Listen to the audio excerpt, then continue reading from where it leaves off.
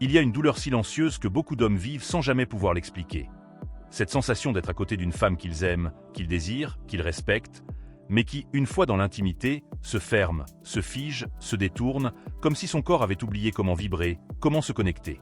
Ce n'est pas qu'elle ne veut plus, ce n'est pas toujours qu'elle ne ressent rien. C'est qu'elle a trop ressenti, trop tôt, trop mal. Ce que tu vis aujourd'hui, ce rejet subtil, cette froideur physique, n'est souvent que la conséquence d'un passé qui continue de peser lourd dans ses gestes, dans sa mémoire corporelle, dans ses réflexes inconscients. Une trahison, une humiliation, une relation toxique ou une blessure mal cicatrisée peuvent transformer l'acte d'amour en champ de tension et faire du lit non pas un lieu de plaisir, mais une zone de défense. Et toi, l'homme, tu restes là, blessé, perdu, incompris. Alors qu'en réalité, ce n'est pas contre toi qu'elle se ferme, c'est à cause de ce qu'elle a vécu avant toi. Dans cette vidéo, on va explorer en profondeur ce phénomène que peu osent aborder. Pourquoi une femme qui a souffert devient distante au lit, et surtout comment un homme lucide, calme, stoïque peut comprendre ces mécanismes profonds pour ne plus jamais confondre protection et rejet. Première chose à comprendre, c'est que le corps féminin, un langage chargé de mémoire.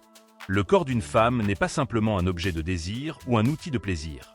Il est un véritable livre vivant, un réceptacle d'émotions, de souvenirs, de blessures, de rêves et de peurs. Chaque centimètre de peau, chaque frisson, chaque refus, chaque tension musculaire raconte quelque chose. Le corps féminin se souvient. Il se souvient des mains tendres, mais aussi des mains brutales. Il se souvient des mots doux, mais aussi des cris, des jugements, des silences assassins. Il garde en lui la trace des abandons, des trahisons, des humiliations. Il enregistre tout, même ce que l'esprit essaie d'oublier. C'est pour cela que l'intimité physique n'est jamais neutre pour une femme. Ce n'est pas juste un acte. C'est une ouverture totale, un abandon de soi, un moment de vulnérabilité extrême. Et si cette vulnérabilité a déjà été trahie dans le passé, alors elle devient dangereuse. Le corps apprend à se protéger. Il se ferme. Il se raidit et il refuse. Pas par volonté, mais par mémoire. Par instinct de survie. Et c'est là que l'homme doit comprendre. Ce n'est pas toi qu'elle rejette. C'est ce que son corps a appris à craindre. C'est ce qu'il redoute de revivre. Deuxième chose à comprendre. La peur de revivre la douleur.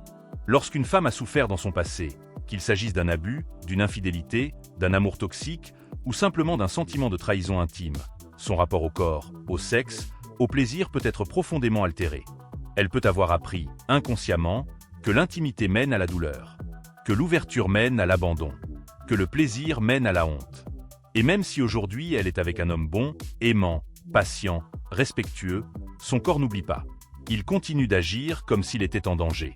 Cette peur ne se manifeste pas toujours de façon spectaculaire. Parfois, elle est discrète, presque invisible. Une crispation, un retrait subtil, un regard fuyant. Parfois, elle est brutale. Un refus net, une fuite, un blocage complet. Et ce que beaucoup d'hommes ne comprennent pas, c'est que cette peur n'a rien à voir avec eux. Elle est antérieure. Elle est plus ancienne. Et pourtant, elle impacte la relation présente avec une force immense. Car l'intimité, chez une femme, est un miroir de sécurité. Si elle ne se sent pas pleinement en confiance, en paix, respectée dans sa totalité, alors elle ne pourra pas se donner. Troisième chose à comprendre. Le piège du silence et de l'incompréhension. Malheureusement, face à cette froideur, de nombreux hommes réagissent mal. Certains se sentent rejetés et s'endurcissent à leur tour. D'autres insistent, réclament, forcent presque, croyant bien faire. D'autres encore se replient sur eux-mêmes, blessés dans leur ego, pensant qu'ils ne sont plus aimés. Et tout cela ne fait qu'aggraver le problème. Car la femme blessée ne se sent alors ni entendue, ni comprise, ni soutenue. Elle se sent seule. Elle se referme davantage. Le silence s'installe. La distance grandit. Et la relation s'éteint peu à peu. Ce qu'il faut, c'est une écoute profonde. Une présence calme. Une capacité à accueillir l'autre tel qu'il est, sans vouloir le changer immédiatement. L'homme stoïque, c'est cela. Il comprend que chaque fermeture est une protection. Que chaque silence cache une peur. Il ne réagit pas avec colère, ni avec plainte. Il reste là, il observe et il respecte. Il invite, sans jamais forcer. Et c'est cela qui, peu à peu, rétablit la confiance. C'est cette constance tranquille, cette force douce, qui permet à la femme blessée de se réouvrir, à son rythme, à sa manière. Alors, une femme qui devient froide au lit n'est pas une femme qui ne ressent plus. C'est une femme qui a ressenti trop fort, trop mal, trop tôt.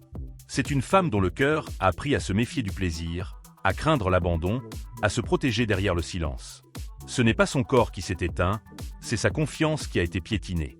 Et aujourd'hui, dans cette fragilité qu'elle n'ose pas toujours avouer, elle a besoin d'autre chose qu'un homme pressé de recevoir. Elle a besoin d'un homme solide. Un homme qui ne se laisse pas perturber par ses murs, ni offensé par son retrait. Un homme qui voit au-delà du refus apparent et qui comprend que derrière cette froideur se cache une demande silencieuse. Est-ce que je peux enfin me sentir en sécurité? Est-ce que je peux enfin être touchée sans être détruite? L'homme stoïque ne cherche pas à guérir la femme blessée. Il lui offre un espace où elle peut se guérir elle-même. Il ne prend pas. Il ne force pas. Il est là, simplement, avec une force tranquille, une lumière constante. Et cette stabilité, ce calme, cette patience, c'est cela qui rouvre les portes, lentement. C'est cela qui réapprend à son corps ce que le chaos lui avait fait oublier.